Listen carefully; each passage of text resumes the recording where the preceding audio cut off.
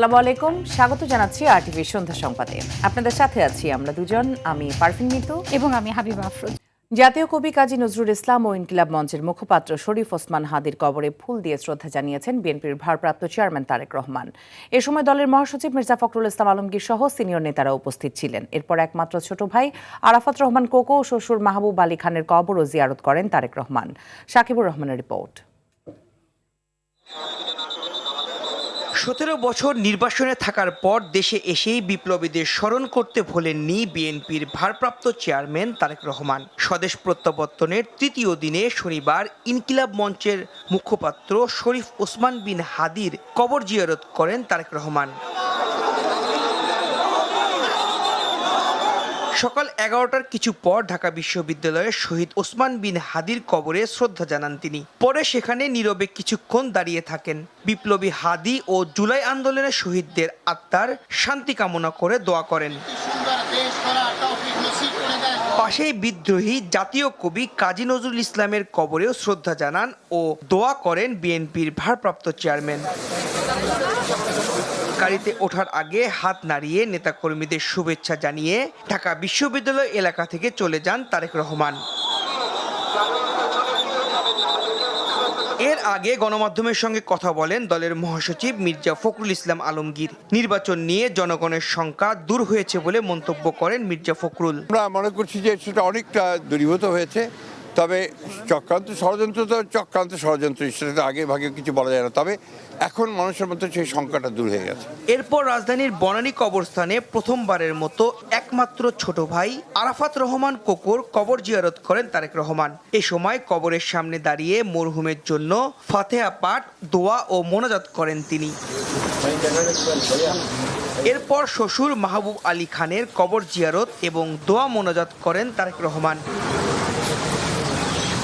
যুক্তরাজ্য থেকে বাংলাদেশে আসার পর থেকেই বিভিন্ন রাজনৈতিক ও পারিবারিক কর্মসূচিতে অংশ নিচ্ছেন তিনি।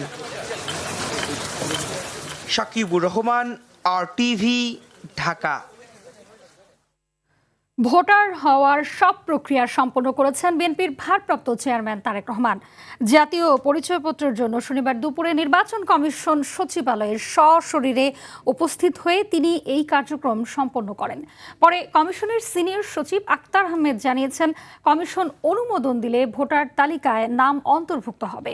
নাজমুল হুদার রিপোর্ট। দেশে প্রথমবারের মতো ছবিসহ ভোটার তালিকা প্রণয়ন করা হয় 2007 সালে। তারেক রহমান তখন ছিলেন কারাগারে। কারামুক্তির পর লন্ডনে দীর্ঘ 17 বছর নির্বাসিত জীবন কাটানোয় জাতীয় পরিচয়পত্র করতে পারেননি তিনি, ফলে নাম ছিল না ভোটার তালিকায়। শনিবার দুপুর 1টার দিকে নির্বাচন কমিশনের জাতীয় পরিচয়পত্র নিবন্ধন অনুবিভাগে সশরীরে গিয়ে আঙ্গুলের ছাপ, চোখের আইরিশ ও ছবি তোলেন তারেক রহমান। এর কিছু সময় আগে তারেক রহমানের স্ত্রী ডাক্তার জোবাইদা রহমান ও কন্যা জাইমা রহমানও আসেন ইসিতে। নিবন্ধন কার্যক্রম সম্পন্ন করেন জাইমা রহমানও। সব ঠিক থাকলে সর্বোচ্চ একদিনের মধ্যেই জাতীয় পরিচয়পত্র প্রস্তুত হবে তাদের। নিবন্ধন কমপ্লিট করা গেলেও এখানে আমাদের প্রসেসের জন্য সময় লাগে, কারণ এটা আপলোড করে আপনার ওনাদের ফিঙ্গারপ্রিন্ট এবং সিগনেচার ম্যাচিং, ফেস আইডি সেগুলোকে ম্যাচিং করতে হয়। ম্যাচিং করার পরে কনফার্ম হলে তখন আর কি ওনাদেরকে একটা ভোটার আপনার আমরা এনআইডি নাম্বার যেটা বলি সে নাম্বারটা দেওয়া হয়। তো এটা করতে কিছু সময় লাগবে, তো আই বিলিভ এটা আজকের ভিতরে কমপ্লিট হয়ে যাবে। ইসির সিনিয়র সচিব জানান, ভোটার তালিকায় অন্তর্ভুক্ত করতে রোববার কমিশনের কাছে বিষয়টি উত্থাপন করা হবে।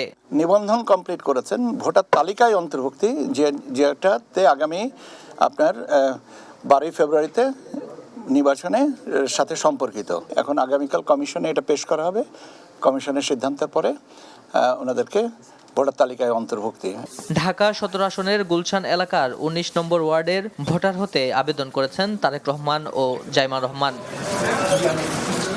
নাজমুল হুদা, আরটিভি, ঢাকা। গণ অধিকার পরিষদ থেকে পদত্যাগ করে বিএনপিতে যোগ দিয়েছেন দলের সাধারণ সম্পাদক মোহাম্মদ রাশেদ খান। দুপুরে গুলশানে বিএনপি চেয়ারপারসনের কার্যালয়ে মহাসচিব মির্জা ফখরুল ইসলাম আলমগীরের হাতে ফুল দিয়ে যোগদান করেন তিনি। এ সময় রাশেদ খান তারেক রহমানের নেতৃত্বে দেশ ও জাতির জন্য কাজ করে যাওয়ার প্রত্যয় ব্যক্ত করেন। বিএনপি মহাসচিব জানান, ঝিনাইদহ 4 আসনে ধানের শীষের প্রার্থী হবেন রাশেদ খান। দলীয় নেতাকর্মীদের তার পাশের থাকার আহ্বান জানান তিনি। এছাড়াও চট্টগ্রামের 3টি আসনে প্রার্থীর রদবদল করেছে দলটি। চট্টগ্রাম 4 আসনে আসলাম চৌধুরী, চট্টগ্রাম 10-এ সাইদ আল নোমান ও চট্টগ্রাম 11-তে আমির খসরু মাহমুদ চৌধুরীকে মনোনয়ন দেওয়া হয়েছে। বাংলাদেশ জাতীয়তাবাদী দল সিদ্ধান্ত নিয়েছে যে ঝিনাইদহ 4 আসন, এই আসনে মোহাম্মদ রাশেদ খানকে ধানের শীষ প্রতীকে নির্বাচন করার জন্য মনোনয়ন দেওয়া হচ্ছে। আমি আপনার অনুরোধ করব বিএনপির সকল নেতাকর্মীকে মোহাম্মদ রাশেদ খানের সঙ্গে কাজ করার জন্য এবং তাকে বিজয়ী করার জন্য সর্বশক্তি দিয়ে কাজ করার জন্য। গত 15 বছরে দেশে প্রকৃত অর্থে কোনো নির্বাচন হয়নি বলে মন্তব্য করেছেন পররাষ্ট্র উপদেষ্টা মোহাম্মদ তৌহিদ হোসেন। তিনি বলেন, মানুষ মুখিয়ে আছে ভোট দেওয়ার জন্য, কারণ তারা দীর্ঘদিন ভোট দেওয়ার অধিকার থেকে বঞ্চিত হয়েছে। এবার অন্তত উৎসব মুখর পরিবেশে সবার অংশগ্রহণে ভোট অনুষ্ঠিত হবে। শনিবার দুপুরে ভোলা বালক সরকারি স্কুল মাঠে ভোটের গাড়ি ক্যারাভ্যান উদ্বোধন অনুষ্ঠানে তিনি এই কথা বলেন। নির্বাচনে নিরপেক্ষতা নিশ্চিত করতে সারা পৃথিবী থেকে পর্যবেক্ষক আহ্বান করা হয়েছে বলেও জানান তিনি।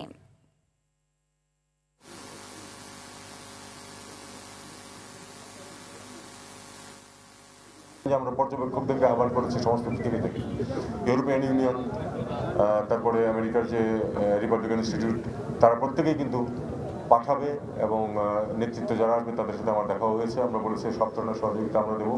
আসলে মানুষ মুখিয়ে আছে একটা নির্বাচন ভোট দেওয়ার জন্য, কারণ তারা দীর্ঘদিন ভোট দেওয়ার অধিকার থেকে বঞ্চিত হয়েছে।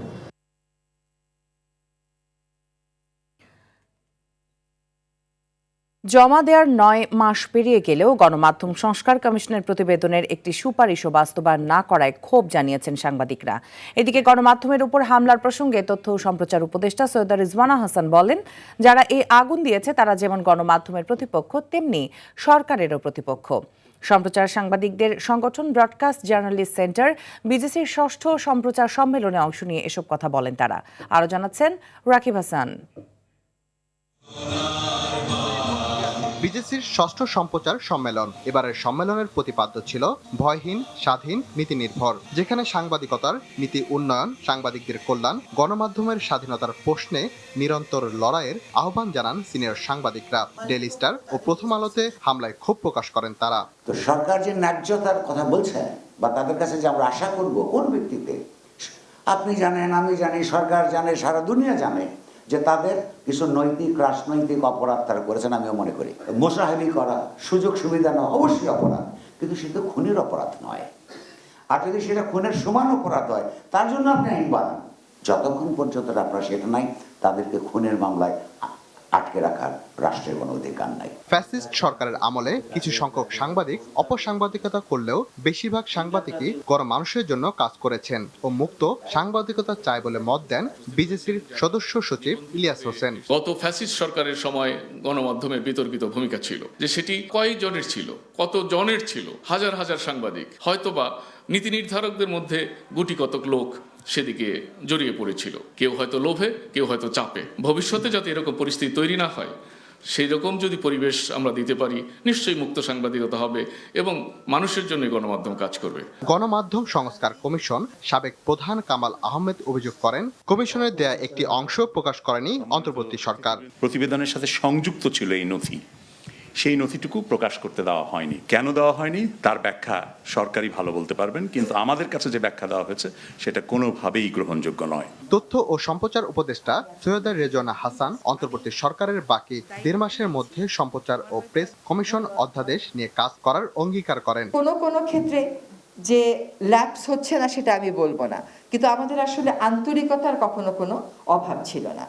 তো আমি চাইবো যে আজকে যে 2টা কাগজ আমাদেরকে দেয়া হয়েছে, আমাদের গণমাধ্যম সম্প্রচার অধ্যাদেশে এর যেন প্রতিফলন থাকে, এটা আমি নিশ্চিত করার চেষ্টা করব। 2 বিপ্লবী তরুণ তথ্য উপদেষ্টার দায়িত্ব পালনের পরও গণমাধ্যমে বিন্দুমাত্র সংস্কার না হয় ক্ষোভ প্রকাশ করেন বিজেসির ট্রাস্টি বোর্ডের চেয়ারম্যান রেজওয়ানুল হক। সংস্কারগুলি করা যেত, তাহলে আজকে মিডিয়ার উপরে মানুষের যে অনাস্থা, যে বিশ্বাসহীনতা, সেটি দূর করার সম্ভব হতো বা চেষ্টা করা যেত।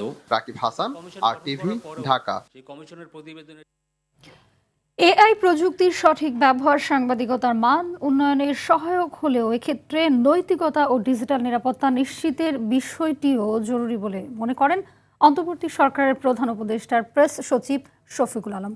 ঢাকা রিপোর্টার্স ইউনিটিতে সাংবাদিকতায় এআই এর ব্যবহার সম্ভাবনা ও চ্যালেঞ্জ এবং ডিজিটাল নিরাপত্তা বিষয়ক প্রশিক্ষণ কর্মশালায় তিনি কথা বলেন। তথ্য প্রযুক্তি প্রতিষ্ঠান গেম প্লাই এর পৃষ্ঠপোষকতায় 2 দিনের এই কর্মশালায় আরও উপস্থিত ছিলেন DRU সভাপতি সালে আকন এবং সাধারণ সম্পাদক মনুল হাসান সোহেল। কর্মশালা শেষে অংশগ্রহণকারী সাংবাদিকদের মাঝে সনদ বিতরণ করা হয়।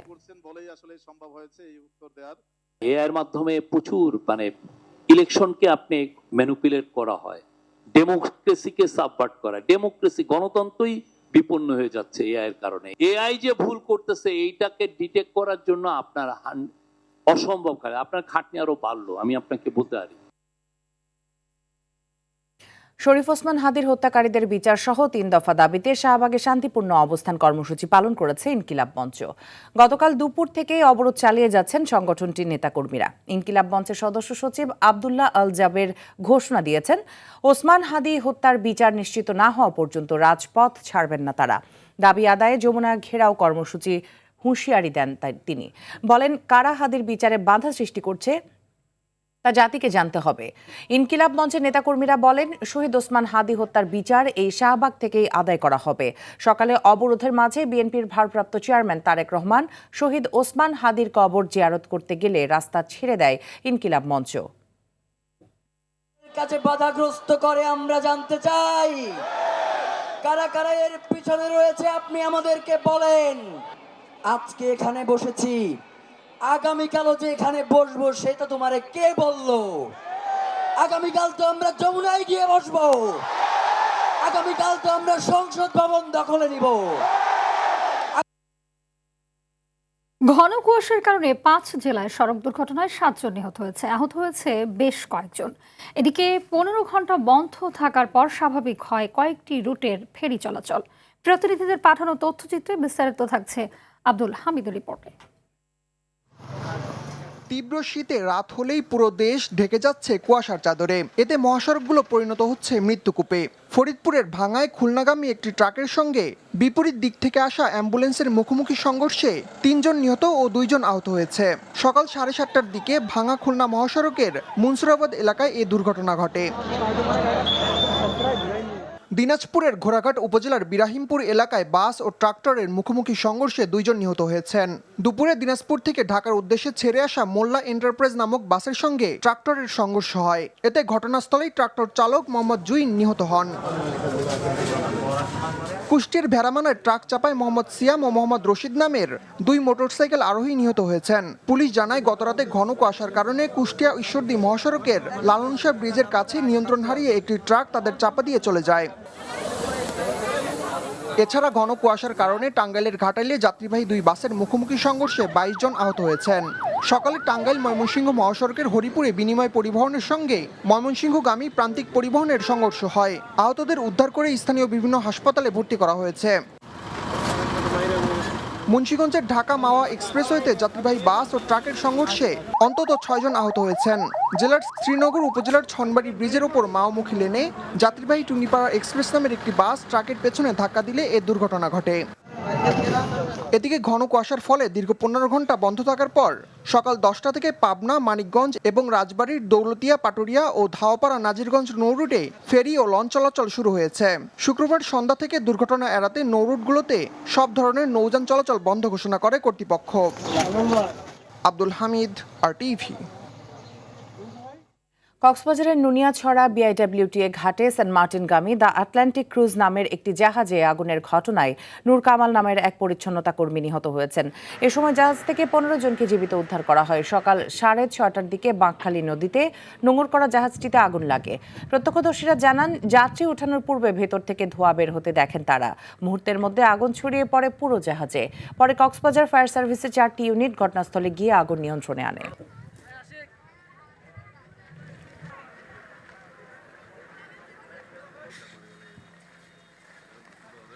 ওনারা যখন উপরে ছিল তখন হঠাৎ দেখে ধোঁয়া হয়ে গেছে, তখন ওনার ভিতর যাওয়ার চেষ্টা করছে, প্রচুর ধোঁয়া হয়ে যাওয়া, ওনারা যেতে পারে নাই, যার কারণে ওখানে লোকটা মারা গেছে। বিদ্যুতের শর্ট সার্কিটের থেকে হতে পারে বা ইঞ্জিনের যে কোনো একটা অংশ থেকে হতে পারে। আসলে এটা তো অনাকাঙ্ক্ষিত একটি ঘটনা। আওয়ামী লীগ সরকারের তলানিতে রেখে যাওয়া অর্থনীতি উদ্ধারে চলতি বছরের শুরুতে গতি থাকলেও জুন শেষে তা থমকে আছে। ফলে সারা বছর অব্যাহত ছিল উচ্চ মূল্যস্ফীতি। এনবিআর পুঁজিবাজার সংস্কার সহ মূল্যস্ফীতি নিয়ন্ত্রণে অন্তর্বর্তী সরকার ব্যর্থ হয়েছে বলে মনে করেন অর্থনীতিবিদ ও ব্যবসায়ীরা। তারা মনে করেন যুক্তরাষ্ট্রের আরোপিত ট্যারিফ কমানো গেলেও এর সুবিধা নিতে পারেনি বাংলাদেশ। তবে ব্যাংকিং খাত, রিজার্ভ এবং টাকার বিনিময় হারে কিছুটা অগ্রগতি হলেও নতুন সরকারের কাছে নানা চ্যালেঞ্জ থাকবে বলে মনে করেন তারা। আরও জানাচ্ছেন তৌহিদুর রহমান।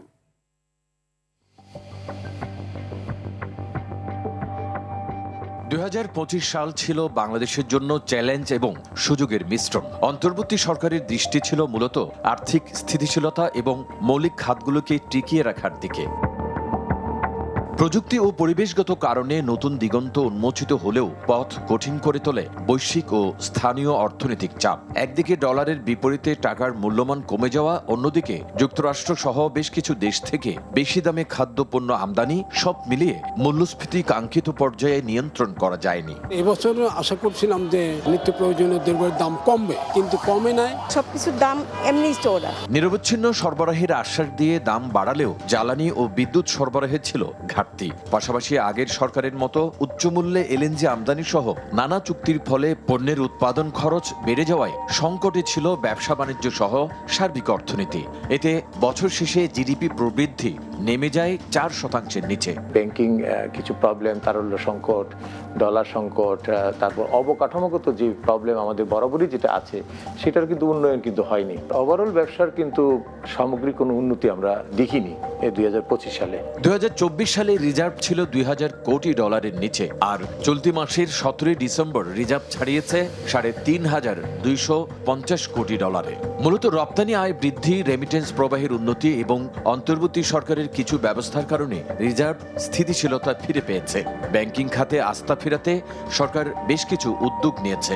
খেলাপি ঋণ হ্রাস, সুশাসন ও স্বচ্ছতা নিশ্চিত, দুর্বল ব্যাংকগুলোকে শক্তিশালী করা, বিশেষ করে 5টি শরিয়া ভিত্তিক ব্যাংকের একীভূত প্রক্রিয়াকরণ কর্মসূচি সরকারের অন্যতম গুরুত্বপূর্ণ সংস্কার।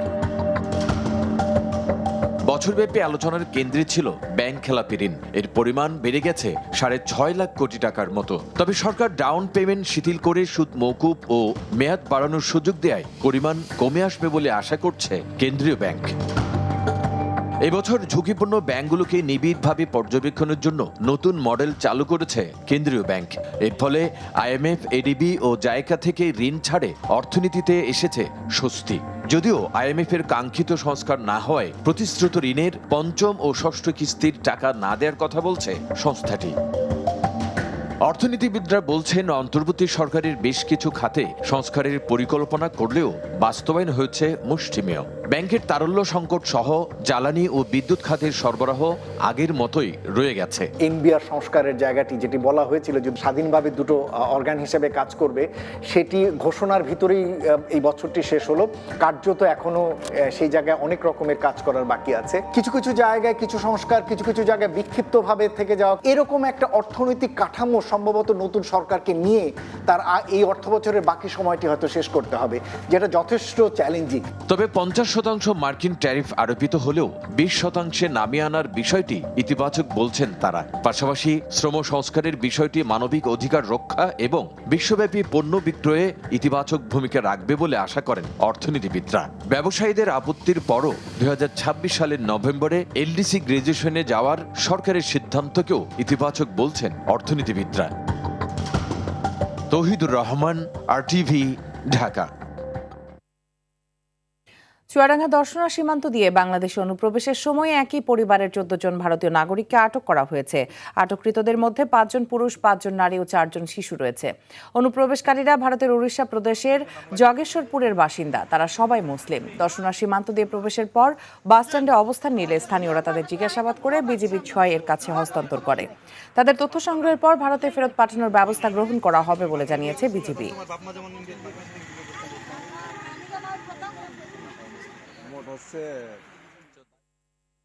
ঢাকার কেরানীগঞ্জের হাসনাবাদ হাউজিং এলাকার মাদ্রাসা বিল্ডিংয়ের বিস্ফোরণের ঘটনায় 3 জনকে গ্রেপ্তার করেছে পুলিশ। বিকেলে এক সংবাদ সম্মেলনে এই তথ্য জানান ঢাকা জেলা পুলিশ সুপার মোহাম্মদ মিজানুর রহমান। বলেন, আল আমিন নামে এক ব্যক্তি 4 রুমের বাসা ভাড়া নিয়ে 1 রুমে বসবাস ও 3 রুমে মাদ্রাসা পরিচালনা করতেন। বিস্ফোরণের পর ঘটনাস্থল থেকে বিভিন্ন রাসায়নিক দ্রব্য, 4টি ককটেল সদৃশ বস্তু উদ্ধার করা হয়। পরে তদন্ত সাপেক্ষে আল আমিনের স্ত্রী আসিয়া সহ পরিবারের 3 সদস্যকে গ্রেপ্তার করেছে পুলিশ। এই ঘটনায় আল আমিনকে গ্রেপ্তারের চেষ্টা চলছে বলেও জানান মিজানুর রহমান।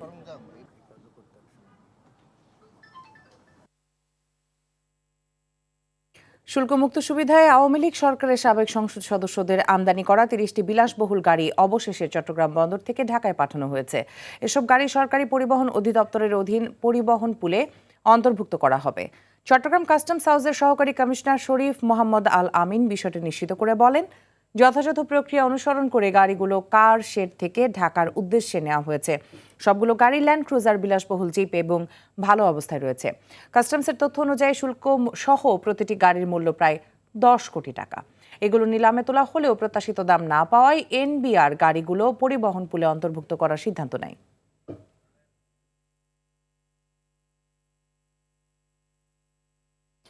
নরসিংদীতে 1,75,00,000 টাকার বিমা দাবি পরিশোধ করেছে দেশের সর্ববৃহৎ বিমা company national life insurance PLC. শনিবার দিনব্যাপী নরসিংদীর ড্রিম হলিডে পার্কে প্রতিষ্ঠানটির বর্ষ সমাপনী পর্যালোচনা সভায় এই বিমা দাবি পরিশোধ করা হয়। ইন্স্যুরেন্সের মুখ্য নির্বাহী কর্মকর্তা মোহাম্মদ কাজিম উদ্দিনের সভাপতিত্বে অনুষ্ঠানে প্রধান অতিথি হিসেবে উপস্থিত ছিলেন কোম্পানির চেয়ারম্যান তোফাজ্জল হোসেন। এ সময় ব্রাহ্মণবাড়িয়া, সিলেট ও নরসিংদী থেকে বিভিন্ন স্তরের প্রায় 6,000 উন্নয়ন কর্মকর্তা উপস্থিত ছিলেন। 2024 সালের জানুয়ারি থেকে এ পর্যন্ত প্রতি মাসে 100 কোটি টাকা করে বিমা দাবি পরিশোধ করে আসছে প্রতিষ্ঠানটি। সন্ধ্যা সংবাদ এ পর্যন্তই। রাতের সংবাদ 11:15 দেখার আমন্ত্রণ রইল। ধন্যবাদ সবাইকে।